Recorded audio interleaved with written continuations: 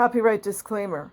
Under Title 17 U.S.C. Section 107, allowance is made for fair use for purposes such as criticism, comment, news reporting, teaching, scholarship, and research. Fair use is permitted by copyright statute that might otherwise be infringing. Nonprofit, educational, or personal use tips a balance in favor of fair use. Okay, this comes from La Union Sarda. The case of the boy who committed bluicide, a former Scientology executive sentenced to 4.5 years. So this young man unfortunately took his life.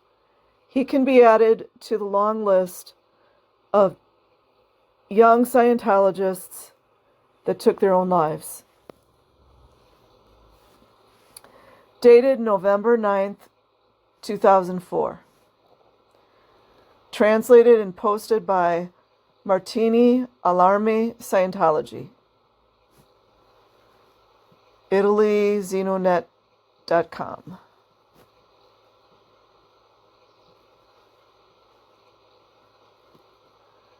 Cagliari, Sardinia, Italy.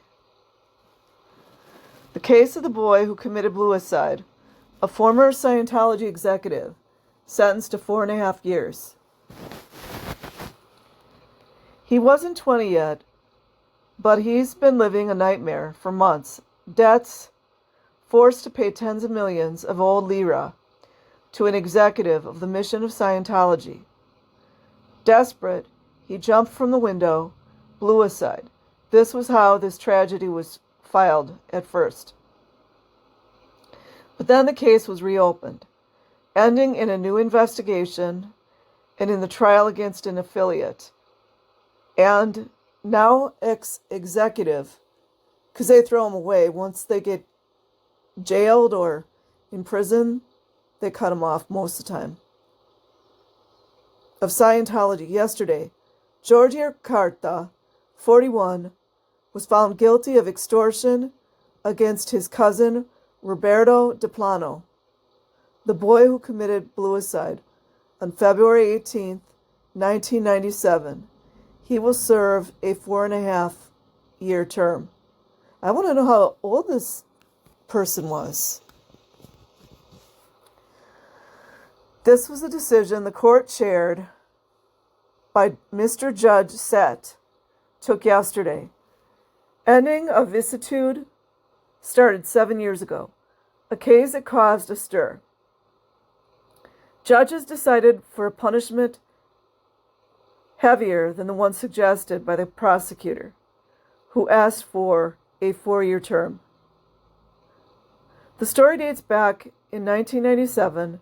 On February 18th, Roberto DePlano, a 19-year-old student,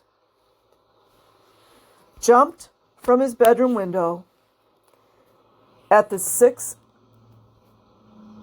floor of a building located in Via Castiglione. A 20 meters flight ended in tragedy. Investigator closed the case as a simple bluicide, and the investigation was filed. But his parents knew there was something more, something that lately had darkened and worried their son. Antonio, his father, went to Maria Canessa, a lawyer, and told him that Roberto had joined Scientology, a religious movement founded in USA in 1954 that was spreading in town. He was happy at first, his father said, but then Roberto began to darken and revealed to be pressed with constant requests of money by Giorgio Carta, owner of a bar in Piazza Giovanni, the 23rd, and by then one of the executives of the Office of Scientology in Cagliari. Mr. DePlano talked of tens of millions already paid, but it seemed that his son's generosity was never enough. Sounds like Scientology. This account was confirmed also by the boy's friends and his mother. Roberto was tired, she said. He wanted to leave that cult but was unable to do so. He was changed. He stopped his studies. He didn't play his music any longer. He told me that they brainwashed him, that they wanted more and more money, that they threatened him to disclose the intimate things he had revealed during the meetings of the group. He was terrified. He even locked me inside because he feared they would blank me. My husband and I even decided to leave Gagliardi the next day Roberto committed suicide. He wanted to save us.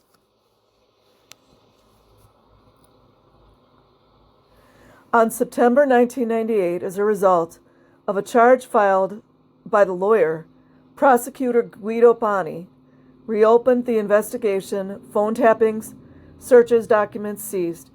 Giorgio Carta was finally indicted with the charge of extortion with the aid of unknown people, because with threats he repeatedly forced Roberto DePlano to give him a number of sums in cash for a total of about 100 million lira, about 51,000 euros. Carta has always rejected all the charges. His lawyers Guido Mancabiti and Luigi Concas said they were surprised by the decision. We are convinced of the innocence of Giorgio Carta. The investigation was lacking, and those lackings could have changed the tune. Later on, the defendant reaffirmed his innocence. They always do, don't they?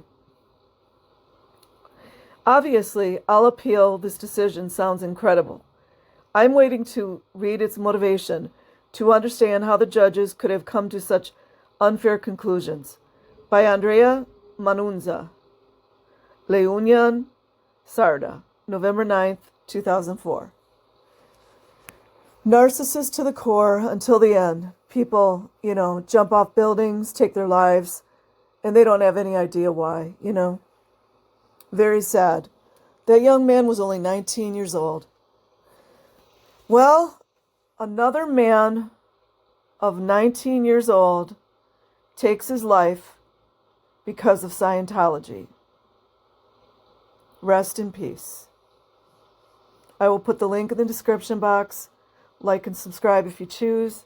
Otherwise, have an amazing day or night wherever you are. Peace.